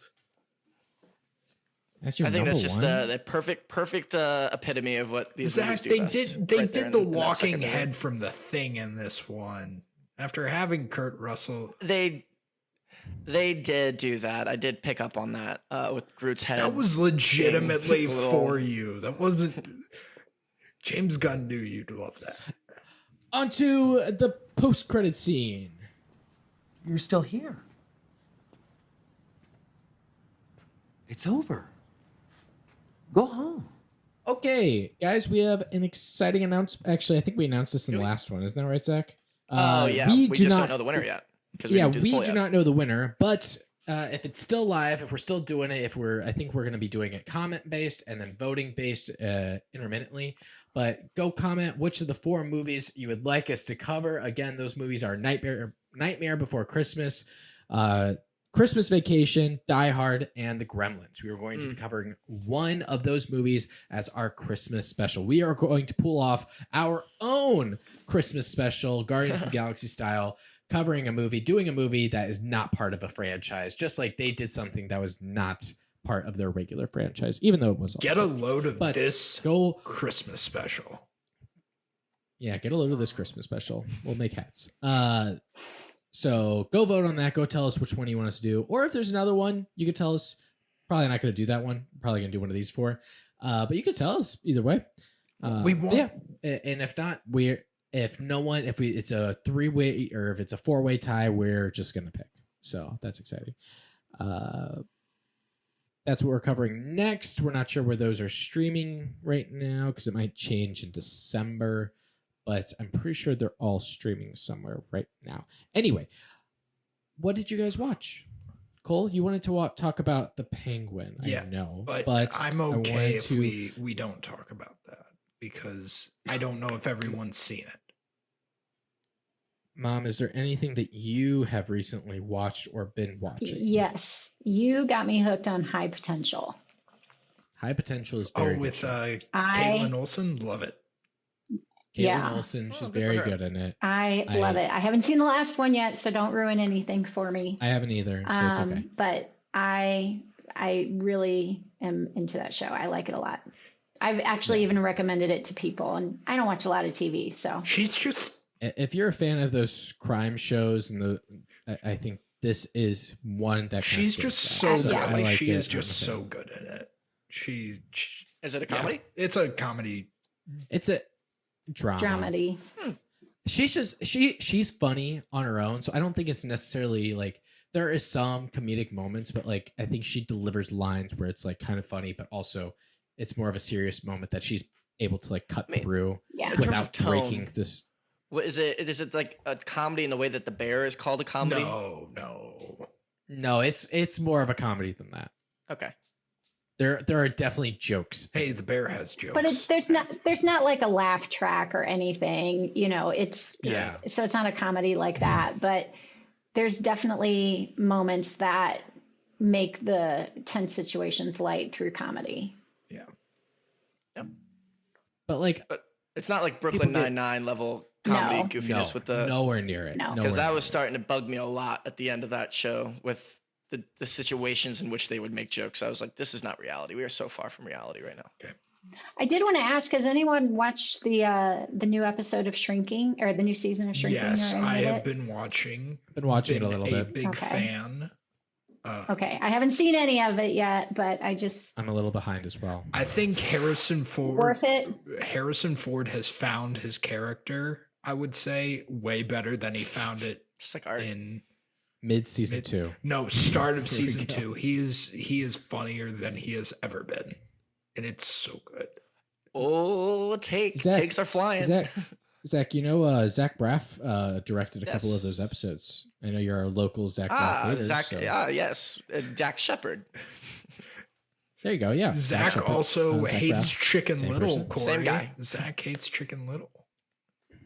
Cole, until you said that, I think I had gone at least 3 years without even remembering that movie existed, even in a passing thought.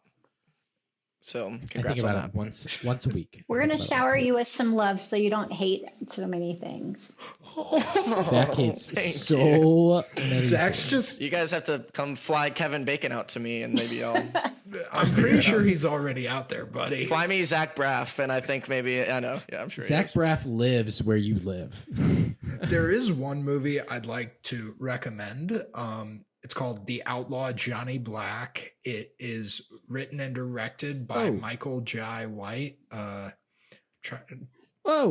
He also wrote the film Black Dynamite. Oh my god! So it's in the same vein as that, but it's a Western. A lot of colors you're throwing around. And goddamn it. I would say the language. The things the movie does are incredibly well done. There are some lulls, but the bits that are done well are done incredibly well. Nice. I saw A Real Pain in theaters. It's kind of hard to describe, but I think I came out of it finally. I think after reflecting, I was finally able to disseminate what the point of the movie was, because it's two characters and they're going back through the history of the Jewish people in Poland, which is not a very pleasant history to relive. And a lot of the characters crying, reflecting on these moments, but then there are also times when they're reflecting on the time in their life. And it's called A Real Pain because they are talking about this pain that was experienced in the past, and how it is important to not forget that, but also important to recognize the pain you're going through right now is just as real, even though it's not the same. It should still be taken seriously. Heartache. Which I think is a great message. And I apparently what's the McCulkin brother's name? I can't remember his name. Kieran McCulkin. People are saying that he might win an Oscar for it. So I don't know. He was really good in it. I don't know if he was Oscar worthy. He's really good in Succession. I know. I think he carries that over. He's very, very good in this movie. No complaints about him whatsoever. But I just don't know if it was Oscar worthy. But that's just me.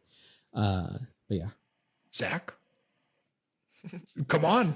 Thought about doing a stupid bit where I like take off my headphones. Like, Kieran, did you hear that? Like, you didn't hear it. You already just said. Your special guest. Yeah, he's been over there the whole time. I went and saw Red One. Ho, indeed. I have what's called. This is not me flexing. This is me justifying why I saw this movie. Okay, I pay for AMC A-list premiere, which just means I pay like a monthly fee, and then I can see a movie for free whenever I want. So it's when one of my friends goes, "Hey, I really want to see Red One," and I'm free on a Sunday afternoon. It's hard to think of a reason to be like, no, So because I'm not throwing more money at it. In a way, it's like I've already paid for it. I'm trying to get my money's worth. So I did see Red One with Dwayne Johnson and Chris Evans and Lucy Liu, who is technically in the movie. You forget while watching it because there's not a single personality trait that comes across from her character, and she's got like 4 scenes. It's not good. I don't know what else to say. It's not. I don't know if that's a shock to anyone who saw the trailer, but at least you didn't pay for it. I was not a fan. At least you didn't pay for it. Right, exactly. In a way, I did because like, would I really have bought that $7 regular cherry vanilla Coke Zero if I wasn't seeing a movie? So that cherry vanilla Coke in a way, Zero. I did. Good. I'm getting chills just saying that out loud. That's getting me a little bit. But Coke that Zero movie, I will be us. seated for Red 2. And you proud of that one? Didn't bring me the Christmas cheer. So Cole, you can feel free to talk about the Penguin if you want. We can comment, but you can say your little piece on the Penguin. I've been thinking about it a lot, and the last time we were on, I brought up how he's gonna be in like only like 5 or 6 scenes in the new Batman movie. And originally I was like, yeah, we've spent a movie with this guy. I don't need it, but like, I was really thinking about it. I don't want to see this guy again. Like, I hate this guy. Colin Farrell has made me detest this character in like the best way, but at the same time, it's like, this guy's a bastard. I like. Oh, good. This should be this is why I do want to see him in Batman 2, because this show successfully made me want to watch the hero Batman curb stomp him, and I'm really looking forward to hopefully seeing that happen. But the show did its job because it let its villain become a villain, unlike Sony, which will take its Spider-Man villains and try to turn them into heroes for some reason that I don't know why. Because I don't know when that became a thing.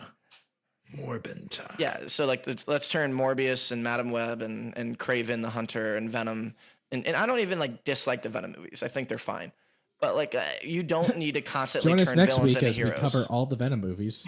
That would just be one episode. That would just be one episode thing. What works in each movie? I will eventually watch the new one probably, but I haven't seen the second one. Venom. The same answer would be the same for all three. It'd be like Eddie. Eddie works. Eddie. What doesn't work? Everything else. Literally everything else. I'm kind of loser like you, Eddie. The Eminem song Venom. The Eminem song called Venom. That works. Venom. Yeah. Yeah. On that note, I don't have anything else. I rewatched Shakespeare in Love. Go watch that movie. That movie's way better than Red One. It was so good. It was way better than Red. You know what? Moving forward, let's put everything on a Red One scale. Is this Red or Red Outlaw One? Johnny Black is better than Red One. Yes. It'll be just like good or bad, or yes or no, or yes or no. CEO. I meant our yes or no segment where it's like, okay, quick, good or bad, or yes or no. Did you like it? Yes or no. Okay. Well, Mom, thank you for joining. You were much better than Kurt Russell. Thank you. Kurt Thanks Russell, for letting me. you know, although, Of course. That guy sucks. He didn't return any of our emails. He didn't return any of our calls. We didn't even, he didn't even try to call Kurt, us back. if you're listening, That's step your not- game up, bro. Step your game up. Genuinely, you got to guess to top. I have a sudden urge to watch a Kurt Russell movie after we get off this call, so that's probably You're what's gonna doing what he happen. wants, This Zach. guy. This is what he wanted. watch Overboard. I will always you're- do what he wants me to do. What are you You're talking- letting what are the we talking about terrorist here? win. When you watch Kurt Russell's Russell not- movies, you let the terrorist win. Anyway, thank you for joining us. This was a great episode. Make sure you guys, I don't know, comment stuff. We'll make sure to read all the comments. Give us a review. Again, our reviewing policy is still the same. If it's 1 star, it better be funny. If it's not, we're not reading. If it's anything above a 1 star, we'll read it no matter what. So there you go. Oh, there you go. But join us next time as we talk about our Christmas movie. I'm looking forward to finding out what it is. Yep. Bye. See ya. Bye.